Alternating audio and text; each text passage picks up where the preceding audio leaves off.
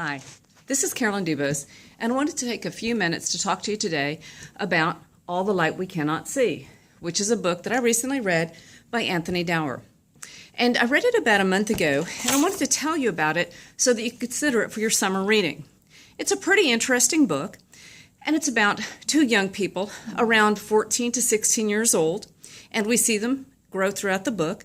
But Anthony Dower starts by telling us about a young man who is an orphan and a young woman, and we learn that her mother died.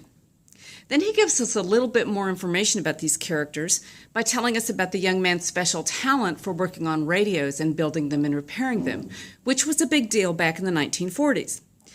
And we find out more about the young woman, that she's greatly loved by her father. Then he gives us a little bit more insight into the characters, and we find that the young man is recruited into the Nazi Youth Corps. And we also find out that the young woman, and this is an interesting complication, loses her sight. So perhaps hence the title, All the Light We Cannot See. What I like about this book is that we hear the story about two young people, and All the Light We Cannot See is not a young adult novel, but it is about two young people. We learn from them the impact of Hitler's regime on their lives, and we learn how these challenges and their losses help them develop as people.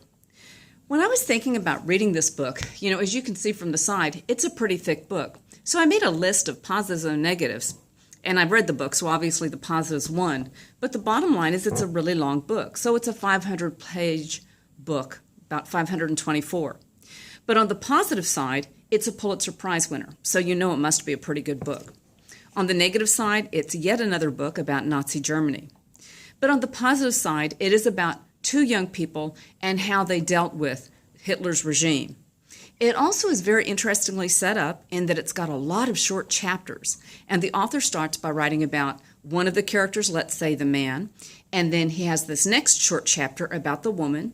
Then we go back to the next chapter about the man. And so the bottom line is it's pretty easy to pick up and put down since you're reading a lot of little short chapters.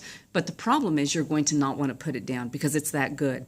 And the writing is just beautiful. So my positives outweigh the negatives, and I would really recommend that you consider reading All the Light We Cannot See this summer.